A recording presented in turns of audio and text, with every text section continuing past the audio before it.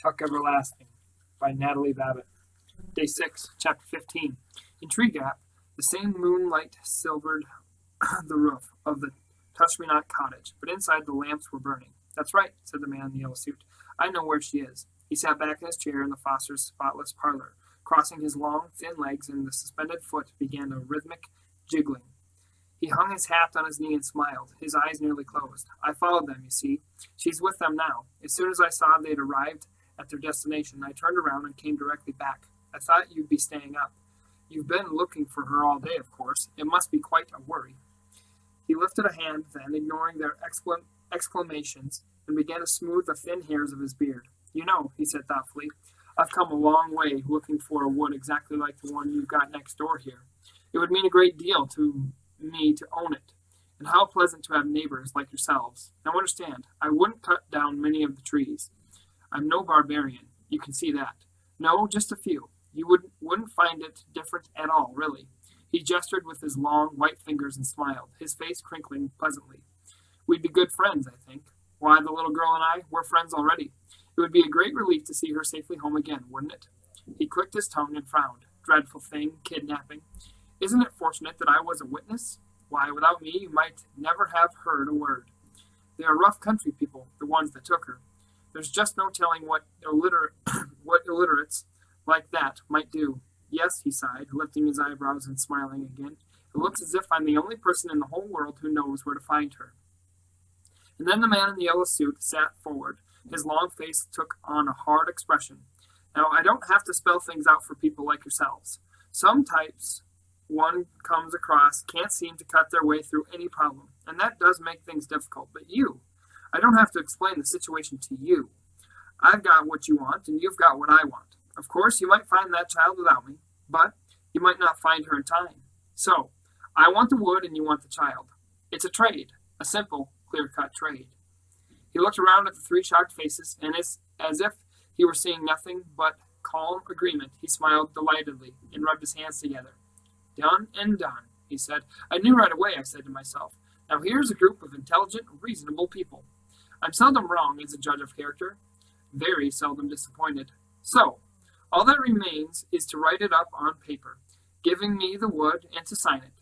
It's best, don't you agree, to keep things legal and tidy? The rest is easy, nothing to it. You go for your local constable, and he and I ride out and bring back the child and the criminals." "No, oh no, Mr. Foster, I understand your concern, but you mustn't come along. We'll do this business my way.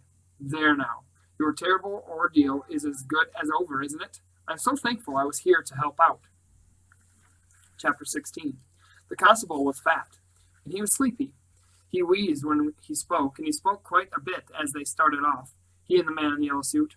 "First they roused me out of bed in the middle of the night, after I'd been out since sunup looking for that child, and now I suppose you're going to try to run me all the way," he said sourly. "I got to tell you this horse of mine is none too strong. I don't have to hurry her as a rule, so most of the time it don't matter. Seems to me we could have waited till dawn anyway."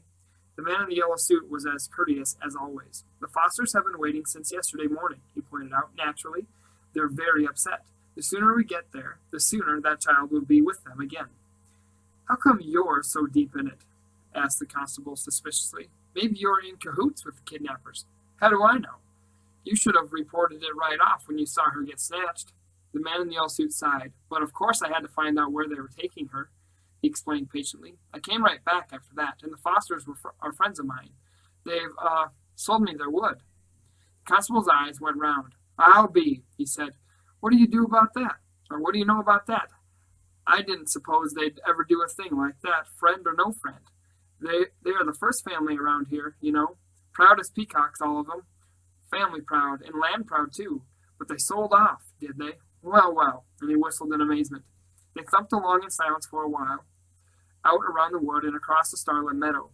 Then the constable yawned deeply and said, "You ready to tell me how long this is going to take? How far we got to go?" 20 miles north," said the man in the yellow suit. The constable groaned. 20 miles? He shifted the shotgun that rested across his saddle and groaned again. "Clear up in the foothills? That's a fair way, all right." There was no reply to this. The constable ran his fingers down the gleaming barrel of the shotgun. Then he shrugged and slumped a little in the saddle. Might as well relax, he wheezed, suddenly companionable. We'll be riding 3-4 hours. Still, there was no reply. Yes, sir, said the constable, trying again. It's something new for these parts, kidnapping. Never had a case like this before that I know of, and I've been in charge going on 15 years. He waited. You don't say so, his companion said at last. Yep, that's a fact, said the constable, with evident relief. Maybe now there would be some conversation. Yep, 15 years. Seen a lot of trouble in 15 years, but nothing quite like this. Of course, there's a first time for everything, as they say. We got a brand new jailhouse. Did you notice? Listen, it's a dandy. Give those folks nice, clean accommodations. He chuckled. Of course, they won't be there long. Circuit judge will be coming through next week. He'll send them over to Charlieville, most likely to the county jail. That's what they do for your serious crimes. Of course, we got a gallows of our own, if we ever need it. Keeps down trouble, I think, just having it there. Ain't never used it yet. That's because they take care of the serious stuff over to Charlieville, like I say. The constable paused to light a cigar and went on cheerfully. What you got planned for that piece of Foster land? Going to clear her? Put up a house or a store, maybe? No, said the man in the yellow suit. The constable waited for more, but there was no more. His sour mood returned. He frowned and shook his ashes from his cigar. Say, he said, you're kind of a close-lipped feller, ain't you? The man in the yellow suit narrowed his eyes. His mouth, above the thin gray beard, twitched with annoyance. Look here, he said tightly. Would you mind if I rode on ahead? I'm worried about that child. I'll tell you how to get there, and I'll go on ahead and keep watch. Well, said the constable grudgingly. All right, if you're in such a ding-danged hurry. But don't you do nothing till I get there. Those folks are likely dangerous. I'll try to keep up, but this horse of mine, she's none too strong. Don't see as how I could get her to gallop, even if I tried. That's right, said the man in the yellow suit. So I'll go on ahead and wait outside the house till you get there. He explained the route carefully, then dug his heels into the flanks of the fat old horse, cantering off into the darkness where just a hint of dawn glowed on the edge of the hills far ahead. The constable chewed on the end of his cigar. He said to his horse. Did you ever get a gander at that suit of clothes? Oh, well, they takes all kinds, as they say. And he followed slowly after, yawning, the gap between him and the man ahead lengthening with every mile. Chapter 17. For the second morning in a row, Winnie Foster woke early. Outside in the ring of trees around the pond, the birds were celebrating, giving the new day a brass band's worth of greeting. Winnie freed herself from the twisted quilt and went to a window. Mist lay on the surface of the water, and the light was still pale. It looked unreal, and she felt herself unreal, waking where she had, with her hair wild and her dress all crumpled. She rubbed her eyes through the dewy weeds below the window. A toad hopped suddenly into view, and Winnie peered at it eagerly. But no, of course it wasn't the same toad. In remembering that other toad, her toad, she thought now, almost fondly, it seemed to her that she had been away from home for weeks. Then she heard a step on the loft stairs and thought, Jessie! At once her cheeks flamed. But it was Miles. He came into the parlor, and when he saw that she was up, he smiled and whispered, Good, you're awake. Come on, you can help me catch some fish for breakfast. This time, Winnie was careful not to make a noise when she climbed into the rowboat. She made her way to her seat in the stern, and Miles handed her 2 old cane poles. Watch out for the hooks, he warned, and a jar of bait. Pork fat cut into little pieces. A big brown night moth fluttered out from under the oar blades propped beside her on the seat and wobbled off toward nowhere through the fragrant air. And from the bank something plopped into the water. A frog. Winnie caught just a glimpse of it as it scissored away from shore. The water was so clear that she could see tiny brown fish near the bottom, flicking this way and that. Miles pushed the rowboat off and sprang in, and soon they were gliding up toward the near end of the pond where the water came in from the stream. The locks grated as the oars dipped and swung, but Miles was skillful. He rowed without a single splash. The dripping from the blades, as they lifted, sent rows of overlapping circles spreading silently behind them. It was very peaceful. They'll take me home today, thought Winnie. She was somehow certain of this and began to feel quite cheerful. She had been kidnapped, but nothing bad had happened, and now it was almost over. Now, remembering the visits of the night before, she smiled and found that she loved them, this most peculiar family. They were her friends, after all, and hers alone. How'd you sleep? Miles asked her. All right, she said. That's good. I'm glad. Ever been fishing before? No, she told him. You'll like it. It's fun. and he smiled at her. The mist was lifting now as the sun poked up above the trees and the water sparkled. Miles guided the rowboat near a spot where lily pads lay like upturned palms on the surface. "We'll let her drift somewhere," he said. "There will be trout down in those weeds and stems. Here, give me the poles, and I'll bait the hooks for us." Winnie sat watching him as he worked. His face was like Jessie's, and yet not like. He was thinner, without Jessie's round cheeks, and paler, and his hair was almost straight, clipped neatly below the ears. His hands were different, too, the fingers thicker, the skin scrubbed looking, but black at the knuckles and under the nails. Winnie remembered then that he worked sometimes as a blacksmith, and indeed his shoulders, under his threadbare shirt, were broad and muscled. He looked solid, like an oar, whereas Jessie, well, she decided Jessie was like water, thin and quick. Miles seemed to sense that she was watching him. He looked up from the bait jar, and his eyes, returning her gaze, were soft.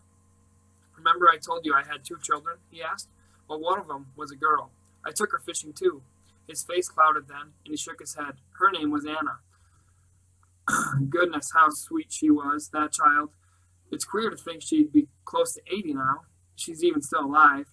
And my son, he'd be 82. Winnie looked at his young, strong face, and after a moment she said, "Why didn't you take them to the spring and give them some of the special water?" "Well, of course, we didn't realize about the spring while we was still on the farm," said Miles. "Afterwards, I thought about going to find them. I wanted to, heaven knows. But Winnie, how'd it have been if I had? My wife was nearly 40 by then. And the children, well, what was the use? They'd have been near growed themselves. They'd have had a pa close to the same age they was. No, it'd all have been so mixed up and peculiar. It just wouldn't have worked. Then pa, he was dead set against it anyway. The fewer people know about the spring, he says, the fewer there are to tell about it. Here's your pole. Just ease the hook down in the water. You'll know when you get a bite." Winnie clutched her pole, sitting sideways in the stern, and watched the baited hook sink slowly down. A dragonfly, a brilliant blue jewel, darted up and paused over the lily pads, then swung up and away. From the nearest bank, a bullfrog spoke. "There certainly are a lot of frogs around here," Winnie observed. "That's so," said Miles. "They'll keep coming, too, long as the turtles stay away. Snappers, now, they'll eat a frog soon as look at him." Winnie thought about this peril to the frogs and sighed. "It'd be nice," she said, "if nothing ever had to die." "Well, now, I don't know," said Miles. "If you think on it, you come to see where there'd be so many creatures, including people. We'd all be squeezed in right up next to each other before long." Winnie squinted at her fishing line and tried to picture a teeming world. She said. "Yes, I guess you're right." Suddenly the cane poles jerked in her hands and bent into an arc. Its tip dragged down nearly to the water surface. Winnie held on tight to the handle, her eyes wide. "Hey," cried Miles, "look there, you got a bite. Fresh trout for breakfast, Winnie." But just as suddenly, the pole whipped straight again, and the line went slack. "Shucks," said Miles, "it got away." "I'm kind of glad," Winnie admitted, easing her rigid grip on the butt of the pole. "You fish, Miles. I'm not sure I want to."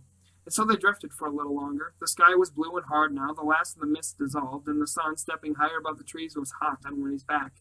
The first week of August was reasserting itself after a good night's sleep. It would be another searing day.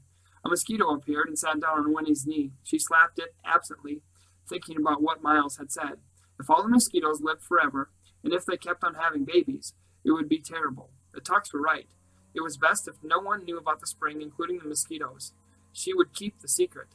She looked at Miles and then asked him, "What will you do if you've got so much time?" "Someday," said Miles, "I'll find a way to do something important." Winnie nodded. That was what she wanted. "The way I see it," Miles went on, "it's no good hiding yourself away like Pa and lots of other people. And it's no good just thinking of your own pleasure, either.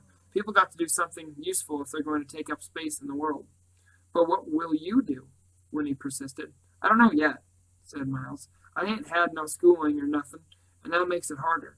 Then he set his jaw and added, "I'll find a way, though. I'll locate something." Winnie nodded. She reached out and ran her fingers across the lily pad that lay in the water beside the boat. It was warm and very dry, like a blotter, but near its center was a single drop of water, round and perfect. She touched the drop and brought her fingertip back wet, but the drop of water, though it rolled a little, remained as round and as perfect. as before. And then Miles caught a fish. There it flopped, in the bottom of the boat, its jaw working, its gills fanning rapidly. Winnie drew up her knees and stared at it. It was beautiful and horrible, too, with gleaming rainbow-colored scales and an eye like a marble, beginning to dim even as she watched it. The hook was caught in its upper lip, and suddenly Winnie wanted to weep. "Put it back, Miles," she said, her voice dry and harsh. "Put it back right away." Miles started to protest, and then, looking at her face, he picked up the trout and gently worked the barbed hook free. "All right, Winnie," he said. He dropped the fish over the edge of the boat. It flipped its tail and disappeared under the lily pads. "Will it be all right?" asked Winnie, feeling foolish and happy both at once. "It'll be all right," Miles assured her. And then he said, "People got to be meat eaters sometimes, though. It's the natural way. And that means killing things." "I know," said Winnie weakly, "but still." "Yes," said Miles, "I know."